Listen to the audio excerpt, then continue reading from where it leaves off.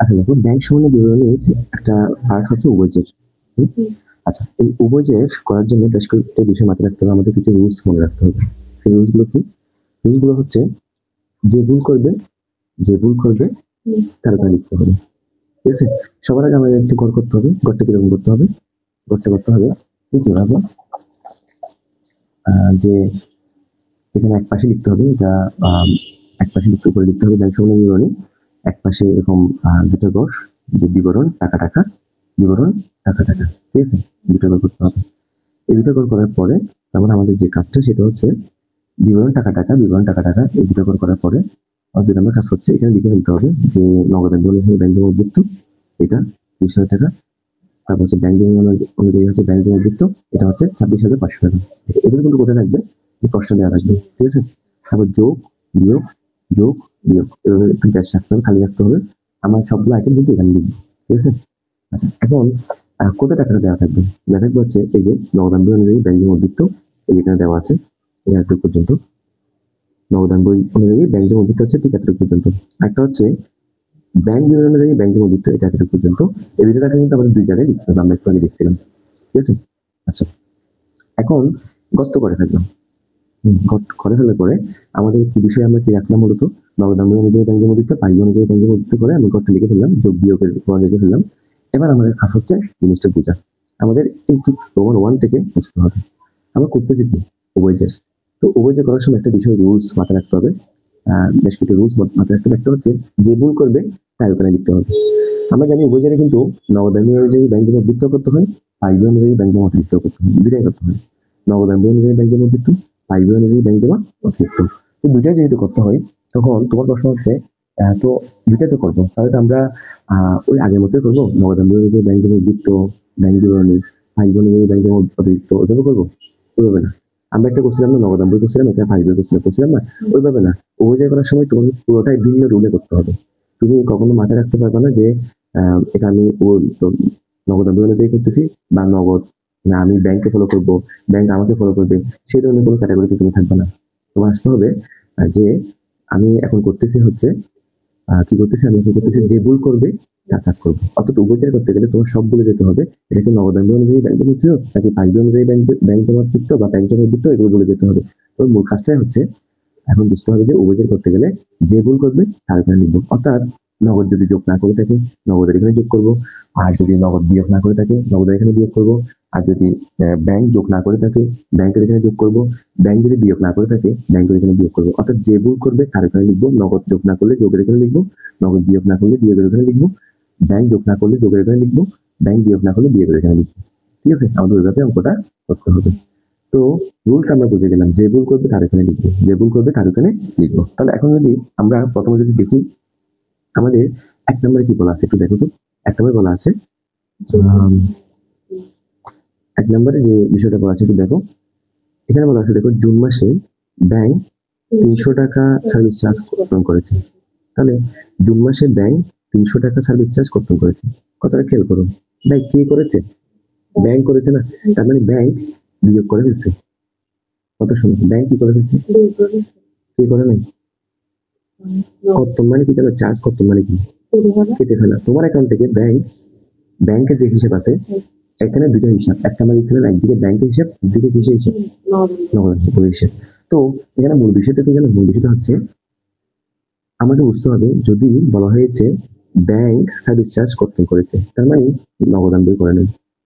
একটা কাজ করলে অন্যটা করে না। ব্যাংক করলে নগদানে করবে না, নগদে করলে ব্যাংকে করবে না। আমরা বুঝে নিতে হবে ব্যাংক যেহেতু সার্ভিস চার্জ কেটে নিয়েছে, নিশ্চয়ই আমি আমার অ্যাকাউন্ট থেকে কেটে নিয়ে নিই, আমি আমার অ্যাকাউন্ট থেকে কেটে নিয়ে নিই।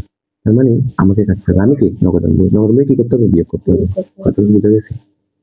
যেহেতু ব্যাংক আমার সার্ভিস চার্জ কেটে নিয়েছে, কাটি নাই কি? আমি কাটি নেই।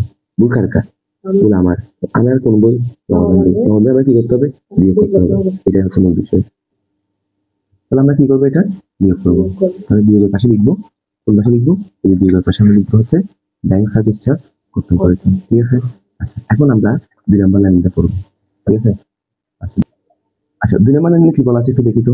২ নম্বর লাইনে বলা আছে পাওনাদারের বরাবর ইস্যুকৃত ২,৫০০ টাকার একটি চেক বলে ৫,২০০ টাকা ডেবিট করা হয়েছে। কথাটা একটু বোঝার চেষ্টা করো। পাওনাদার বরাবর ইস্যুকৃত 2,500 টাকার একটি চেক ভুলবশত কি করা হয়েছে? ভুলবশত ব্যাংকে আপনার 200 টাকা ডেবিট করা হয়েছে। তোমাকে দিয়ে দেওয়ার কথা, তুমি আর কি করে ফেলছো? বেশি লিখে ফেলছো না? তাহলে আসলে দেওয়ার কথা কয় টাকা? 5,200 টাকা। পাওনাদার বরাবর 5,000, এর বলছে কি পাওনাদার বরাবর ইস্যুকৃত, আর পাওনাদারকে ইস্যু করার কথা 2,500 টাকার একটি চেক বলে ব্যাংকে 5,200 টাকা ডেবিট করা হয়েছে। আচ্ছা, তাহলে আমরা একটু বোঝার চেষ্টা করি। এখানে 5,200 টাকা ব্যাংক 2,500 টাকা পাওনাদারকে দেওয়া করবে, অর্থাৎ আমার টাকা আমার পাওনাদারকে পরিশোধ করতে গিয়ে কয় টাকা করতে গিয়ে 2,500 টাকা পরিশোধ করতে গিয়ে ব্যাংক 5,200 টাকা বলে করে দিয়েছে। মানে 2,500 টাকা করতে গিয়ে 5,200 টাকা করতে গেছে, উল্টা করে দিয়েছে আর কি। 2,500 5,200 একটু ভুল করে গেছে না? ভুল করে ডেবিট করে গেছে। মানে কি জানো, ডেবিট মানে ব্যাংকের জন্য বাদ যাওয়া, ব্যাংকের জন্য কি যাওয়া বাদ যাওয়া বলে মানে 5,200 টাকা বাদ দিয়ে দিছে। আসলে বাদ দেওয়ার কত কয় টাকা? 2,500 টাকা না, বাদ দিয়ে দিছে কয় টাকা? 200 টাকা না। তাহলে তুমি একটু খেয়াল করো, 5,200 টাকা বিয়োগ 2,500 টাকা বিয়োগ করো, 2,700 টাকা বেশি বাদ দিয়ে দিছে না? বাদ দিছে কিনা বলো? সেজন্য এখন ব্যাংক থেকে কি ভুল করছে? ভুল করছে না? ব্যাংকে কি করতে হবে? এখন যোগ করতে হবে। ব্যাংকে কি করতে হবে?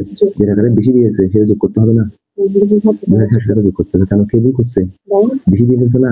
বেশি কয় টাকা দিচ্ছে? 2,700 টাকা বেশি দিচ্ছে, সেটা যোগ করতে হবে। তাহলে এখন যোগের পাশে আমাদের লিখতে হবে ব্যাংক যেহেতু বেশি দিয়ে দিচ্ছে, 2,700 টাকা 5,200 টাকার জায়গায় 2,500 টাকা পাওনাদারকে দিয়ে দিছে। তো সেই জায়গায় কয় টাকা বেশি দিচ্ছে? 2,700 টাকা কে করছে ভুল? কি করছে? বেশি দিয়ে যাচ্ছে। তাই এখন এগুলো বেশি দিয়েছে নিয়ে এসে করে যোগ করতে হবে, ব্যাংকে যোগ করতে হবে। ব্যাংক যেহেতু ভুল করছে, আমি বলছি কিনা একটু আগে, যে ভুল করবে তার ওখানে লিখতে হবে। কে ভুল করছে? ব্যাংক ভুল করছে। কি করে নাই? ওরা বেশি দিয়েছে, যোগ করে নাই, যোগ করতে হবে। এখন বেশি যখন দিয়ে দিয়েছে সে টাকা যোগ করে ফেলতে হবে না? যোগ করে ফেলে। তাহলে আমরা কি করলাম? তাহলে আমরা যোগ করলাম। কোন দিকে যোগ করলাম ভাই? ব্যাংকের দিকে যোগ করলাম। কেন ব্যাংকের দিকে যোগ করলাম বলো তো? হ্যাঁ, ব্যাংক হচ্ছে বেশি দিয়ে দিছে সে টাকা নিয়ে এসে যোগ করে দিলাম। ভাই বেশি দিয়েছে টেনে নিয়ে এসে আমার যোগ করতে হবে, যেহেতু বাদ দিয়ে দিয়েছিল বেশি, যোগ করতে হবে। কথা কি বোঝা গেছে? এখন আমরা দেখবো 3 নাম্বার। 3 নাম্বার কি বলছে একটু দেখো তো ভাইয়া। 3 নাম্বার বলছে ব্যাংক সুদ মঞ্জুর করেছে 500 টাকা। আচ্ছা, ব্যাংক যদি সুদ মঞ্জুর করে, কথাটা বোঝানো, ব্যাংক যদি সুদ মঞ্জুর করে তাহলে সুদ দিছে মানে আয় হয়েছে। সুদ মঞ্জুর মানে আয়। তোমাকে আগেও বলছিলাম ব্যাংক সুদ মানে সুদ দিছে মানে আয় হয়েছে। যদি আয় হয় তাহলে কি করতে হবে? যোগ করতে হবে। কোথায় যোগ করতে হবে? শোনো, ব্যাংক কিন্তু সুদ দিছে মানে ব্যাংক যোগ করে দিছে অলরেডি। ভাই কি করছে? ব্যাংক করছে, ব্যাংক সুদ দিছে, অটোমেটিক যোগ হয়ে গেছে। আসলে ব্যাংক যদি যোগ করে ফেলে, যদি মনে করো তুমি ব্যাংক সুদ দিছে তার মানে ব্যাংক যোগ করে দিছে, ব্যাংক চার্জ করছে তার মানে ব্যাংক কেটে নিছে, তোমাকে বলবো না, তো একটা মেসেজ পাঠাবে যে আমি আপনাকে সুদ দিয়েছি দেখেন একটু, তো আমি আপনার চার্জ করে নিচ্ছি আপনার অ্যাকাউন্ট থেকে, দেখেন মেসেজ পাঠাবেন। ঠিক আছে? এখন এই যে ব্যাংক সুদ দিছে, আমার অ্যাকাউন্টে টাকা যোগ হয়ে গেছে। আমার অ্যাকাউন্টে যখন টাকা যোগ হয়ে গেছে তার মানে আমার অ্যাকাউন্টে যখন টাকা যোগ হয়ে গেছে, কে করে নাই যোগ? নগদ আমরা যোগ করি নাই, আমি ব্যাংক অটোমেটিক যোগ করে দিয়েছে। ভাই যেহেতু ব্যাংক করে দিচ্ছে, আমার ধরে নিতে আমি করি নাই। যে পক্ষ করছে, একটা পক্ষ করলে আরেকটা পক্ষ করে না, একটা পক্ষ করলে আরেকটা পক্ষ করে না। তো ব্যাংক করছে তার মানে আমি করি নাই, তাহলে আমার এখানে যোগ করতে হবে। আমার এখানে কি নগদাম্বই কি করতে হবে? যোগ করতে হবে। নগদাম্বই যোগ করবো একটা সুন্দর করে। তাহলে আমরা কি দেখতে পেলাম? এখানে কে যোগ করবে বলতো? ব্যাংক যোগ করবে, স্যার আমি যোগ করবো, নগদাম্বই যোগ করবো। তাহলে নগদাম্বই যোগ করবো মানে হচ্ছে ব্যাংক কর্তৃক সুদ মঞ্জুর, তার মানে হচ্ছে 500 টাকা সুদ মঞ্জুর হয়েছে। আশা করি কোন পাশে লিখবো? নগদাম্বই যোগের পাশে।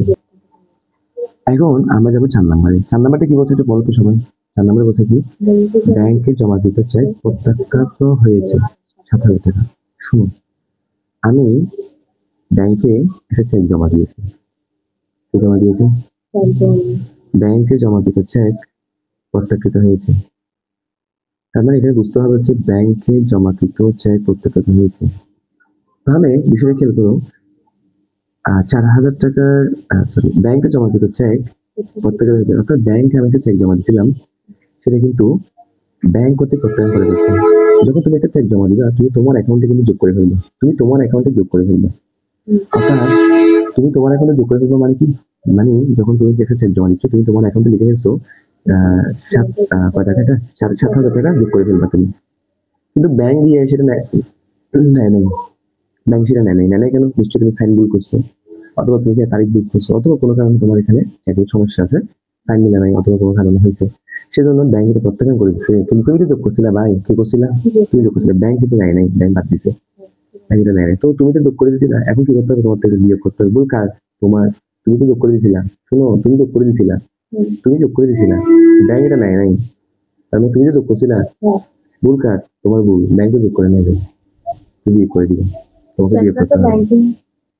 তাহলে বিষয়টা আমি যদি বলি, বিষয়টা একটু যদি বলি, ব্যাংক, আমি আমার অ্যাকাউন্টে লিখে রেখেছি অমুক, আমাকে আমার দেনাদার একটা আমাকে চেক দিছে, তোমার একটা বন্ধু আছে, সে তোমাকে চেক দিছে, বলছে ভাই আমি তোমাকে 7,000 টাকা একটা চেক দিছি, আমার ক্যাশ টাকা নেই। তুমি কি করছো? বলছে আচ্ছা ঠিক আছে, তুমি তোমার অ্যাকাউন্টে 7,000 টাকা লিখে রেখেছো, তো তোমার ম্যানেজারকে দিয়ে ব্যাংকে পাঠিয়েছো, 7,000 টাকা চেকটা আমার ব্যাংকে অ্যাকাউন্টে জমা করে দাও। পরে হচ্ছে সে কি হয়ে গেছে, ব্যাংক কি করছে, এটা নেয় নাই কোনো কারণে। তো তুমি তো তোমার অ্যাকাউন্টে যোগ করে গেছিলা, ব্যাংকে তো দোষ নেই, ব্যাংকে তো সমস্যা হয়েছে, তো নেয় নাই। যোগ কে করছিল? তুমি করছিলে, তুমি বিয়োগ দিবা, দোষ তোমার, তুমি বিয়োগ দিবা, তোমার অ্যাকাউন্টে বিয়োগ দিবা, লিখে ফেলো। তাহলে আমরা কি করলাম এখন? আমরা যেহেতু বিয়োগ করলাম, কোন দিকে বিয়োগ করলাম? নগদান বইয়ে বিয়োগ করলাম, ঠিক আছে, নগদান বইয়ে আমরা বিয়োগ করলাম। এখন আমরা যাব হচ্ছে এই পরের লেনদেন। আচ্ছা, এখন আমরা যাব হচ্ছে 5 নাম্বার লেনদেনে। 4,000 টাকার একটি প্রাপ্য নোট ব্যাংক কর্তৃক আদায় হয়েছে। কথা শুনো, 4,000 টাকার একটা প্রাপ্য নোট ব্যাংক কর্তৃক আদায় হয়েছে, তোমাকে বুঝতে হবে ব্যাংক কর্তৃক আদায় হয়ে গেছে, তার মানে আমি করি নাই, আমি কে? নগদান বই, আমি করি নাই, ব্যাংক করছে। যেহেতু আমি করি নাই, ব্যাংক যোগ করে ফেলছে, আমারই যোগ করতে হবে, কারণ হচ্ছে আমি ভুল করছি, আমি যোগ করি নাই, দোষ আমার যোগ করতে হবে। কাজ যোগ করতে হবে, নগদান বইয়ে যোগ হবে, নগদান বই যোগ করতে আবার বলি, তাহলে 7,000 টাকা একটা হচ্ছে, সরি 4,000 টাকা একটা প্রাপ্য নোট ব্যাংক যোগ করে ফেলছে, ব্যাংক যখন যোগ করছে তার মানে আমি করি নাই, আমার মানে ওই মাসে ওইখানে যোগ করলে আমার থেকে যোগ করতে হবে, হ্যাঁ যোগ করতে হবে, ব্যাংক যেহেতু যোগ করছে আমার যোগ করতে হবে, আমার ভুল, ঠিক আছে, আমি যোগ করে ফেলি। আচ্ছা, তার মানে আমরা দেখলাম কে যোগ করে নাই, আমি যোগ করি নাই, তাহলে আমার অ্যাকাউন্টে নগদান বই আমি যোগ করা হলো, ঠিক আছে, আমি যোগ করলাম, ঠিক আছে, নগদান বই আমি কি করলাম, যোগ করলাম এটা। এরপরে আচ্ছা, তাহলে এখানে হচ্ছে প্রাপ্য হিসেবে প্রাপ্য নোটে এটা আমি যোগ করলাম, আর নগদান বই এটা যোগ করা হলো, ঠিক আছে, হ্যাঁ। এখন আমরা যাবো 6 নাম্বার লেনদেনে। 5 নাম্বার কিন্তু আমাদের লেনদেন শেষ, 5 নাম্বার কিন্তু আমাদের লেনদেন শেষ। তো 6 নাম্বার লেনদেন আমার লিখতে হবে, দেখো ইস্যুকৃত চেক ব্যাংকে উপস্থাপিত হয়নি। শোনো, ইস্যুকৃত মানে আমি ইস্যু করছি, আমি আমার পাওনাদারকে টাকা পরিশোধ করে দিয়েছি, ইস্যুকৃত চেক আমি করে দিয়েছি, ব্যাংক করা নাই, ভুল কে করছে? ব্যাংক করছে, যেহেতু ব্যাংক করছে, ব্যাংকের ভুল। ইস্যু করা মানে এক কথা মনে রাখবো, তোমাকে আগে বলছি, ইস্যু করা মানে বাদ যাওয়া, সুদ মঞ্জুর করা মানে যোগ করা, সুদ ধার্য করা মানে বিয়োগ করা, আর সুদ দেওয়া মানে যোগ করা, বিনিয়োগের সুদ প্রাপ্তি মানে যোগ করা। কিছু জিনিস আছে, ইস্যু করা মানে বিয়োগ করা, আদায় করা মানে যোগ করা, প্রদান করা মানে বিয়োগ করা, এই বিষয়গুলো তোমাকে মাথায় রাখতে হবে। এখানে আমাদের সেম কাজ হচ্ছে, দেখি ইস্যুকৃত চেক ব্যাংকে উপস্থাপিত হয়নি 2,000 টাকা, তার মানেটা কি? তার মানেটা হচ্ছে আমি ইস্যু করে দিছি, আমার অ্যাকাউন্টে আমি নগদান বই যোগ করছি, ব্যাংক করে নাই, যেহেতু ব্যাংক করে নাই আমি করছি, আমি করলে ব্যাংক করবে না, বুঝে নিতে হবে। ইস্যুকৃত চেক ব্যাংকে উপস্থাপিত হয়নি, অর্থাৎ আমি ইস্যু করছি, আমার অ্যাকাউন্টে আমি টাকা বাদ দিয়েছি, ব্যাংক কিন্তু ইস্যু করে নাই, ভুল কার? ব্যাংকের ভুল। তাহলে ব্যাংকের এখানে ইস্যু করতে হবে, মানে বিয়োগ করতে হবে, যেহেতু আমি বিয়োগ করছি, ব্যাংক করে নাই। আমি একটা চেক ইস্যু করছি, আমার পাওনাদারকে আমি পরিশোধ করছি, পাওনাদার আমাকে ফোন দিচ্ছে, বলছে ভাই টাকাটা কয়দিন কাটাবেন, 2,000 টাকা পাচ্ছেন, দিবেন না? তুমি বলছো ঠিক আছে ভাই দিয়ে দিচ্ছি, কিন্তু তোমার এখানে তুমি বিয়োগ করে দিছো, এখন ব্যাংক এটা ভুলবশত ওদের কোনো কথা ওরা করে নাই, তাহলে ভুল টাকা ব্যাংকের, ব্যাংক যেহেতু বিয়োগ করে নাই, ব্যাংকের ভুল, ব্যাংক বিয়োগ করবে, বিয়োগের পাশে লিখতে হবে, বিয়োগের পাশে লিখে ফেলো। তাহলে আমি যেটা বুঝতে পারলাম, এটা হচ্ছে ইস্যুকৃত চেক এটা আমি করছি, তাই এটা যদি ব্যাংক না করে থাকে, ব্যাংকের ভুল, ব্যাংক বিয়োগ করছে, ব্যাংকের এখানে বিয়োগ করতে হবে। আর আগেরটা ছিল যে এটা হচ্ছে কোনটা, ব্যাংক জমাকৃত চেক, এটা ছিল যে দেনাদার দিছিল টাকাটা, দেনাদার যেহেতু টাকা দিছিল, তো দেনাদারের টাকা যদি দেনাদার চেক যদি ভুল হয়ে যায়, তো আমার অ্যাকাউন্টে আমি টাকা যোগ করতে পারবো না, এটা হচ্ছে আমার ভুল, ঠিক আছে। ব্যাংক যদি না করে আমি যোগ করতে পারবো না, কিন্তু আমি যোগ করে ফেললে হবে না, ঠিক আছে, বাদ যাবে। এটা হচ্ছে আমি চেক ইস্যু করছি, আমি করে ফেলছি যখন আমার ভুল না, ব্যাংকের ভুল, ব্যাংক করে বাদ দেয় নাকি, এটা আমার ভুল, এটা ব্যাংকের ভুল, এটা আমার ভুল, এটা ব্যাংকের ভুল, বুঝতে হবে, ঠিক আছে। আচ্ছা, তো এখন আমরা যদি একটু দেখি টাকাটা লিখে ফেলো, আমরা যখন এভাবে